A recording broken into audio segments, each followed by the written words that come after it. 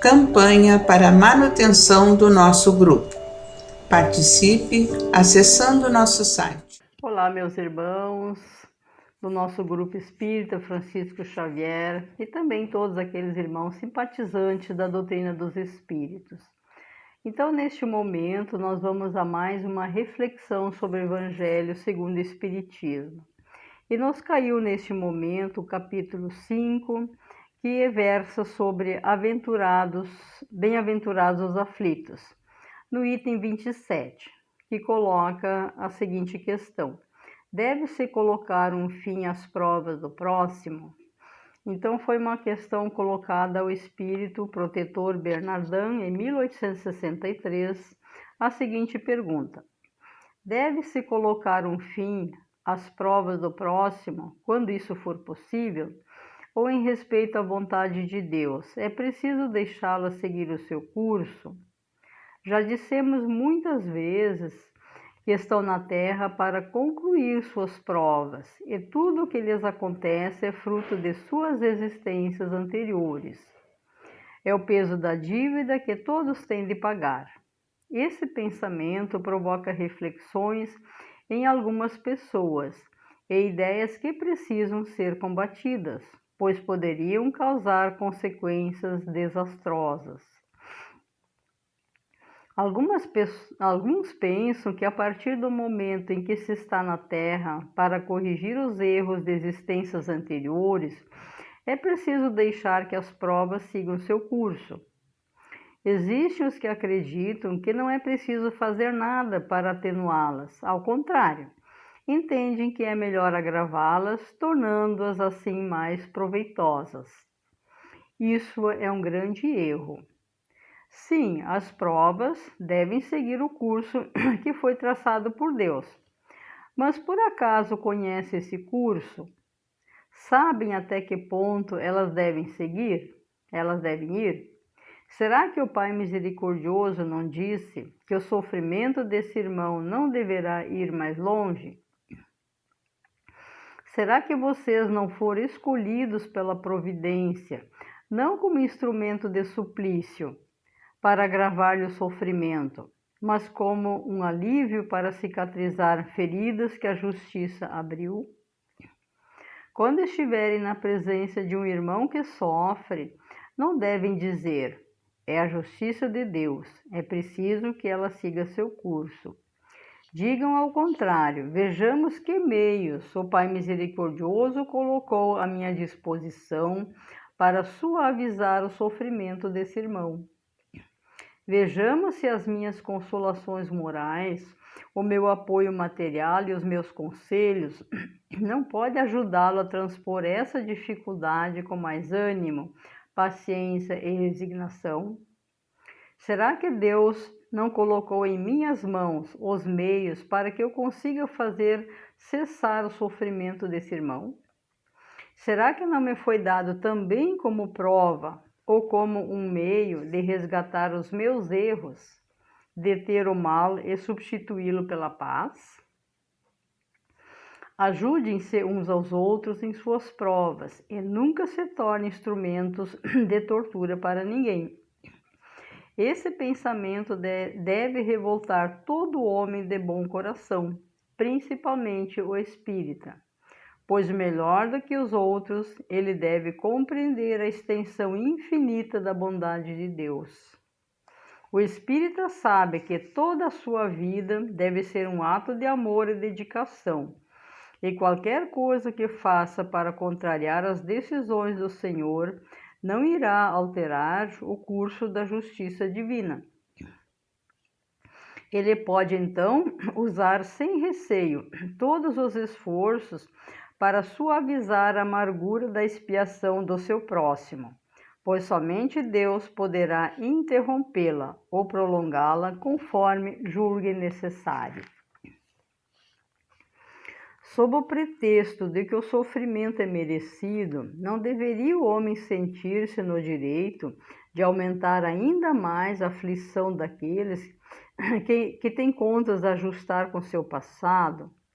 Não. Considere-se sempre como um instrumento para fazer cessar o sofrimento de seus irmãos. Podemos resumir assim: todos estão na Terra para corrigir erros cometidos no passado, mas todos, sem exceção, devem empregar seus esforços para auxiliar o próximo e, assim, suavizar o sofrimento de seus irmãos, segundo a lei do amor e da caridade. Então aqui, né, meus irmãos, fica muito claro, né, que todos nós, sem exceção, estamos aqui na Terra corrigindo nossos erros também, e todos nós temos que fazer os esforços necessários que estão à nossa disposição para auxiliar o próximo. Essa é a nossa tarefa primordial.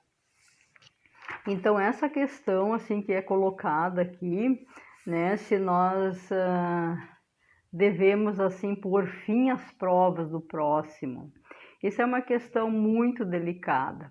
E nós devemos sempre nos reportar a Jesus antes de qualquer atitude que a gente for tomar em relação à vida do outro. Porque, como ele diz aqui no texto, o que sabemos de nós, da vida desse irmão que está neste momento em sofrimento, em resgate?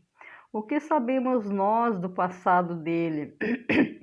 Tudo que aconteceu já nas suas existências anteriores, todos os seus atos, o que ele está agora assim resgatando? Nós não sabemos. Nós apenas presenciamos neste determinado momento uma criatura que está ali em sofrimento. Mas nada sabemos da trajetória dele, assim como ele também não sabe da nossa. Então, como é que nós podemos nos colocar numa posição de juízes, querer julgar, querer tomar assim atitudes que possivelmente são contrárias à vontade de Deus? Então, antes de qualquer ato, devemos consultar a nossa consciência, o que fazer, o que Jesus faria nessa questão assim. E conversar em oração com Deus, conversar com Jesus, consultando a eles o que se deve fazer. E com certeza a resposta vai vir muito claramente, que será sempre estender a mão, será sempre auxiliar, porque a justiça final pertence a Deus. O que entendemos nós, na verdade, por justiça? Se a gente for examinar, nós entendemos apenas a nossa justiça humana, que nós queremos sempre que o pagamento seja feito aqui e agora, na presença de nossos olhos, no momento que acontece assim o erro. Mas para Deus é muito diferente. O tempo de Deus é muito diferente do nosso tempo, que é sempre ansioso, que é sempre apressado e por isso mesmo sempre equivocado. Então isso nós temos que ter muito presente, principalmente já agora, com esse conhecimento da doutrina dos Espíritos, que vem nos esclarecer, vem nos falar claramente das leis, da causa e do efeito que rege as nossas vidas. Não é assim só porque eu cometi um erro agora, nessa existência, que eu vou resgatar isso aqui e agora. Não necessariamente ocorre assim. Muitos de nós estamos hoje, nesta vivência atual, resgatando erros de passado muito longínquo, muito distante, e nós não sabemos. Então, volta sempre aquela pergunta: o que sabemos nós da vida um do outro? O que sabemos nós, o que o meu irmão ali está resgatando? Eu não sei. Então, como é que eu posso querer me atravessar, né, nessa aprovação dele? Querer assim, ou aumentar mais ainda o seu sofrimento, ou querer assim pôr um fim àquela prova. Então isso assim é muito temerário, tomar esse tipo de atitude. O que nós devemos fazer e que esse espírito amoroso aqui nos orienta é a gente sempre ser um instrumento, né, de auxílio, um instrumento para atenuar, para diminuir o sofrimento alheio. A gente sempre se estender a mão no sentido assim de que aquele que está no sofrimento nesse momento, ele possa sentir um pouco mais de alívio, ele possa perceber que tem alguém que se importa com ele, que alguém que estende o seu ombro amigo, que lhe dá a mão, que ajude ele a ter esperanças, a ter coragem, a ter resignação e não desistir desse momento por vezes tão doloroso.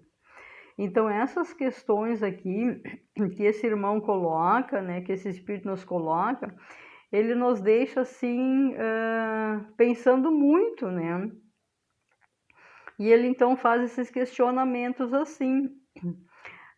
Será que o Pai misericordioso não disse que o sofrimento desse irmão não deverá ir mais longe? Nós não sabemos, né? Nós queremos sempre acabar com o sofrimento das criaturas porque ficamos com pena, que sofrer para nós tem um significado muito doloroso, né? Mas para Deus a coisa é diferente. Ele sabe que esse sofrimento momentâneo é um remédio muito importante para aquela alma que está ali. Porque ele vai ser feliz, ele vai se sentir melhor, aliviado mais adiante. Mas agora é o momento do remedinho amargo. Agora é o momento dele suportar, né, aquela carga toda, aquele sofrimento todo que ele assim fez acontecer na sua vida. Porque nenhum sofrimento chega a nós de graça. Deus não coloca nenhuma cruz no nosso caminho sem que a gente mereça. Então as coisas acontecem por obras nossas mesmo, né? E na justiça de Deus, tudo tem que ser corrigido. Deus é infinitamente misericordioso, Ele é infinitamente bom, mas Ele é infinitamente justo. Nada passa sem a gente ter que corrigir. E Ele é tão misericordioso, esse nosso Pai, que mesmo que a gente esteja em grande sofrimento, Ele não nos deixa sozinhos. Ele coloca junto de nós outros irmãos que vêm nos ajudar, que vêm estender a sua mão, que vêm nos dar forças, né? Transmitindo a nossa coragem, palavras de esperanças, para a gente não desanimar. Se fosse um Deus, um Deus de vingativo, Ele nos deixaria sozinho, penando sozinho. E não é isso que acontece nesse mundo. Nós vemos todos os dias, né, todos os instantes à nossa volta, quanta ajuda nos chega, quanta ajuda, né, e auxílio chega aos nossos irmãos. Isso é a mão divina trabalhando no nosso meio. Então a gente nunca deve assim achar que deve tomar a dianteira das coisas. Sempre temos que perguntar, fazer essa pergunta antes de tomar qualquer atitude em relação ao próximo. O que nós devemos fazer, né? Conversar com Jesus, né? Nos orientar nesse sentido. Qual o melhor procedimento para que aquele irmão possa dar conta dessa sua caminhada sim, que ele possa resgatar sim os seus erros para ser feliz mais lá adiante, mas a gente não ser assim um instrumento de maldade. Isso não deve acontecer. Nos omitir de uma ajuda assim necessária. Então isso são questões assim que a gente precisa assim prestar muita atenção. Que todos nós aqui, como ele coloca aqui mais abaixo assim, será que não me foi dado também como prova ou como meio de resgatar os meus erros, de ter o mal e substituí-lo pela paz? Mal sabemos nós que neste momento que eu estou ali ajudando alguém em sofrimento, eu estou também ao mesmo tempo resgatando os meus erros de alguma forma, nesse momento de auxílio, de alívio para o outro. Então isso é importante a gente assim, a gente ter em mente, né? Mas jamais a gente fazer as coisas contrárias à vontade de Deus. Então, nessa outra colocação que ele faz aqui, ajudem-se uns aos outros em suas provas e nunca se torne instrumento de tortura para ninguém.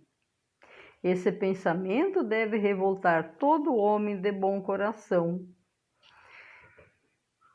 Então, essa colocação aqui nos faz pensar, e principalmente nesses tempos atuais, depois de tanto tempo de aprendizado com Jesus, quando ele veio nos trazer esses ensinamentos, né, há tantos séculos atrás.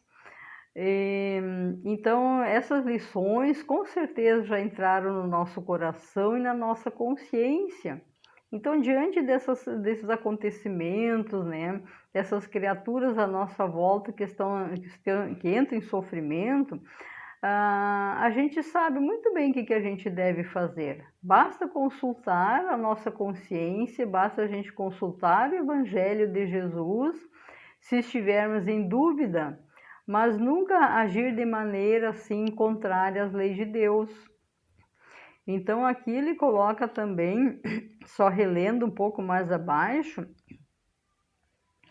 que o espírita sabe que toda a sua vida deve ser um ato de amor e dedicação, e qualquer coisa que faça para contrariar as decisões do Senhor não irá alterar o curso da justiça divina. Então a gente pode até achar assim, eu vou fazer isso, fazer aquilo, vou interromper, vou tentar amenizar o sofrimento do fulano, mas nós não sabemos o que está traçado na justiça de Deus para aquela criatura. Então, por mais que a gente às vezes tente interferir, não vai adiantar. As coisas vão continuar do mesmo jeito, até que fica decidido na justiça divina o termo, né, daquela aprovação, né? Então, que a gente deve, como ele diz aqui, ele pode então usar sem receio todos os esforços para suavizar a amargura da expiação do seu próximo, pois somente Deus poderá interrompê-la ou prolongá-la conforme julgue necessário. Então, nós podemos sim e devemos sim sempre ajudar sem medo, porque a gente não vai conseguir interromper, na verdade, o programa de Deus, quem somos nós, para querer essa pretensão. Nós somos meros instrumentos, como ele diz aqui no texto, e devemos sempre nos colocar à disposição, né, dessa justiça divina, para que a gente possa ser um instrumento útil, um instrumento bom, né, mas sem interferir na caminhada do outro, porque todos nós temos a nossa cruz e todos nós, no fundo, todos nós temos aquela força necessária para suportar essa caminhada. Por mais que a gente pense, né, que a criatura está ali sofrendo, está fazendo horrores, mas no fundo ela vai suportar aquilo ali. Ela vai suportar porque ela tem assim aquela força interior também, ela tem a sua consciência ligada a Deus. E ela tem assim os seus benfeitores invisíveis ali dando força a ela. Então não tem porquê a gente abraçar o outro querendo transferir a sua dor para si, porque a caminhada é dele. O que nós devemos fazer, sim, é apoiá-lo, né? Como diz o texto aqui de maneira muito clara, né? Nos seus questionamentos e nas suas explicações, nas suas respostas a respeito de todos nós, né? Então, irmanados nesse pensamento de ajuda mútua, de respeito assim às provas do próximo, pensando também que nós estamos em provação, pensando sempre que mais dia menos dia nós podemos entrar em provações e expiações bem difíceis. Então, a gente não sabe qual é o momento que vai chegar a nós. Então, cabe a todos nós, como ele diz aqui, auxiliar o próximo. E todos, sem exceção, devemos fazer isso. Porque Deus colocou em nós, nos nossos corações, na nossa consciência, a lei do amor e da caridade, que é o que une a humanidade, que é o que faz com que a gente estenda suas mãos, né, de maneira assim compreensiva, sentindo compaixão por aquele que sofre, por também já conhecer o sofrimento. Também já passamos por muitas experiências dolorosas e são justamente essas experiências sofridas que fazem com que a gente tenha mais compreensão em relação à dor do outro, que vai assim amenizando a nossa mente, que vai nos dando aquela compreensão profunda da vida. Então, esse é o nosso caminho, sempre da ajuda mútua uns aos outros, né? Então, era isso que nós tínhamos neste momento. Agradeçamos sempre a Deus pela oportunidade que Ele nos dá de nos ajudar uns aos outros. Que Deus nos abençoe e nos ampare sempre. Campanha para a manutenção do nosso grupo. Participe acessando nosso site